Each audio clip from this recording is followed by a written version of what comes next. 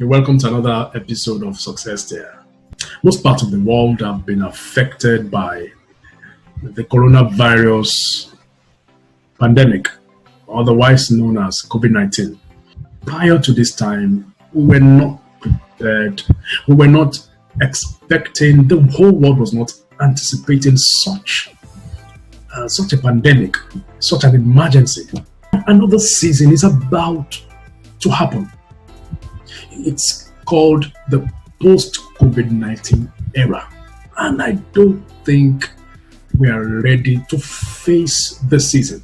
This post-COVID-19 era is going to come with a lot of surprises. It's going to come with a lot of shock and a lot of change. So in this month of May 2020, I'm going to be doing a series on Success There with the theme post-COVID-19 era, the challenges and the impact on the global economy. I'm not going to do this alone. I have some seasoned guests that I'm inviting from different walks of life. And one of them is here with me today. He's a strategic thought leader and theorist in corporate and business strategy management. He's also a writer and a best-selling author. Please welcome with me, Mr. Jude Undo. So, Mr. Jude, you're welcome, sir. Thank you very much, sir. Welcome to this wonderful session, and thank you for accepting my invitation. Thank you for inviting me. Yes, sir. And I want us to learn a lot of things from you. This is a season where we need to unlearn and learn new things, unlearn old things and learn new things. So that's one of the reasons why I brought you up on this program. Now, Thank you. Let's just go straight to the point. It's not news. I mean, everybody knows what is happening globally now. The whole world was hit by this pandemic, COVID-19 it's called, and it seems so obvious that the whole world was not ready for this kind of pandemic. And but another thing is, another season is going to kick off very soon, and that is the post-COVID-19 era. What are the things? What is going to happen? It seems a lot of countries in the world did not prepare for this pandemic. How are we going to? Are we even prepared for what is coming next? What do you think? What do you think are the things, the challenges that we're likely to encounter after this pandemic is over? Okay. Thank you very much, Tolu, for inviting me to be a part of this program. COVID-19, or let's say coronavirus, aka COVID-19, like you did say in your introductory remark, it's novel, and it took the world by surprise. This thing started from China, and before you know what was going on, it has spread, to Europe. Before Europe, the other Asian country, South Korea to be precise, was the second nation to be hard hit by this virus. Before it began to move into the other Asian neighbors, India, Singapore, Malaysia, before it moved down to Europe. But it's interesting that the devastation, as we see today, in terms of the cost of lives, has been more in Europe and in the United States. So you see, in terms of devastation, how this pandemic has really disrupted people's lives in terms of their ends meet, their livelihoods, And in terms of the social interaction, you find the disruption that the pandemic has caused, not only in the lives of people, but disruptions in economies, organizations,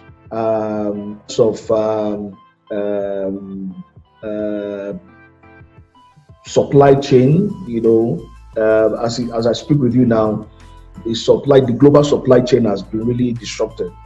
Because there used to be an over-dependence on one particular country as against the other in terms of sourcing for raw materials. So what I'm saying in essence is there's a disruption in global trade and in global supply chains when you source for your raw materials. But post-COVID, people are having to rethink, whether to depend solely on a particular country, to source their raw materials. So what you find now is a rethink in terms of where you source for your raw materials. So you are not just focusing on one country now in terms of getting materials for your manufacturing processes. China is a strong manufacturing country. So they depend on the global supply chain. Would work for China very well, as it were. And particularly with respect to the US in terms of sourcing its materials. But as it is now, there's going to be a redesign of that. People would have to be looking elsewhere. Nations like China would have to be looking elsewhere.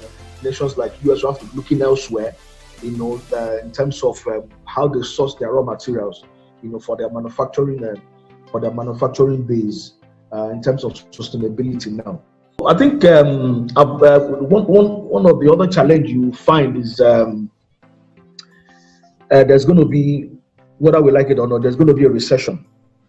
And there's going to be a global recession, even as predicted by the IMF and the World Bank. And there's going to be a global recession. Why? Because economies have been locked down for. It's unprecedented, the nature of this virus, and in terms of what it could do. I believe, we will not have a clear damage of what this virus has done until the effect is down a little bit. It's like experiencing a tornado or experiencing an hurricane. In the course of the destruction, you won't really understand the magnitude until the hurricane dies down or the tornado dies down. So, as we see the signs of the devastation of this virus, I'm sure we will not fully comprehend until the thing dies down and people begin to see the damage in terms of structural, and in terms of human behavior, that this damage must have caused, because oil crashed as we're experiencing now. Oil has crashed, and if I can bring it down to our own situation, Nigeria to be precise, oil crash, which is our source of livelihood as a nation. Oil crash plus COVID-19, in terms of keeping us at home, in terms of the lockdown. What you will find is that Nigeria will go into a recession, and part of what that means is that people's jobs come sometime later this year might be dislocated. People might begin to lose their jobs. In fact, as I talk to you, some banks are beginning to consider laying off of staff if conditions do not improve in the next coming weeks. Yes, some banks, notable banks, are beginning to consider. That's yes. Yeah. I mean, we're talking about the challenges. These are the fallout. So that means what? Sorry for cutting you short. That means that you're saying that there's going to be loss of jobs. The post it's inevitable. Wow. Yes, it's inevitable. Because employers, when you don't work, how do you want to generate revenue? When you don't work, how do you want to generate income? Wow. When you are forced to stay at home, for 6 weeks, how do you want to work? As I speak with you now, employers are beginning to plan for the worst case scenario. Wow. If they don't cut salaries, which already some have started doing now. Yeah. If they don't cut salaries, heard about that. Yes. If they don't cut salaries, heads might begin to roll. I mean, in terms of jobs, people begin to lose their jobs. So, post-COVID, organizations, countries, individuals will begin to adjust themselves to the reality of a recession, both at the national level, a recession at the organizational level, a recession at the individual level. When I say recession, obviously, you understand what I'm trying to say, that we need to begin to experience contractions in terms of our livelihood, contractions in terms of our GDP, contractions in terms of our sales and revenue projections. And what that means is that we're not able to pay salaries. People are underutilized in terms of the output they can give to the job, because again, now people are living in fear and uncertainty. So these are the things that this pandemic there's fear and uncertainty. You have uncertainty already. How do we plan? Exactly. Where do we start from? Mr. Duke, thank you very much for your intelligent analysis. Now that will lead me to the second question. What do you think? Now, what do you think governments, corporate organizations, and even individuals, what do you think they need to do in this post-COVID-19 era? What do you think, that is about to come? What do you think government, corporate organizations, and people need to do to prevent a reoccurrence of this kind of pandemic? Or should I say, to better manage this kind of pandemic if it, God forbid, if it happens again in the future? I was listening to Bill Gates talk on TED some days ago, was it yesterday? And he said something. He actually predicted this pandemic that we are facing. I predicted that, I think, about 5 years ago. He said something. He said governments and the whole world is not ready, because a lot of governments are investing heavily on nuclear deterrence, nuclear weapons, and all that. And they invest so little in the health sector and in research. So he now said, because of that kind of attitude, that he doesn't think that the whole world is ready to handle another pandemic. He now said something. He said he predicted that millions of people are likely to die, and if that should happen, it will not be as a result of war. He said it's going to be as a result of microbe. It's going to be as a result of the pandemic. So, what do you think governments and corporate organizations and even individuals should start doing to better manage this kind of a thing where they occurs? What we have experienced now, and from what it has thrown open, the COVID-19 has affected not only lives, has affected livelihoods. So preparation in terms of mitigation for future occurrence, I think it's implicitly clear that there needs to be more investment in health infrastructure as well. In terms of preparation, they need to invest more in human capital. Now, when we say human capital, we are looking at basically two indices: health and education. More research needs to be done. We need to pump money into research, particularly health research. How to better mitigate such occurrence in the future. We cannot continue to depend on oil.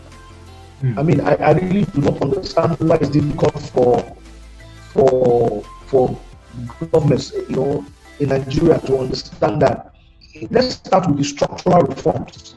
When I say structural reforms, I'm referring to sectors like electricity. We need to, as a matter of priority, do something about the electricity sector in this country. Also, agriculture. We need to go back to agriculture. And when I say go back, I'm saying prioritize agriculture now. Let agriculture form the backbone. But what we're experiencing now, that there's a new reality, and that is that what used to be normal is no more normal. Things are going to change. Things are bound to change post COVID-19, and nations, individuals, and organizations must be prepared.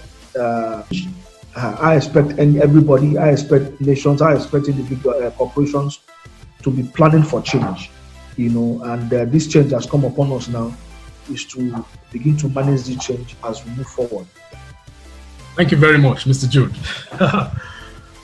You've really spoken extensively on this subject. I know there are so many other things that you would have loved to talk about, but because of time, thank you very much, sir, for coming. So hope to see you some other time. Yes, it's been a pleasure. I think I've enjoyed the conversation. Thank you very much. Thank you so much, sir.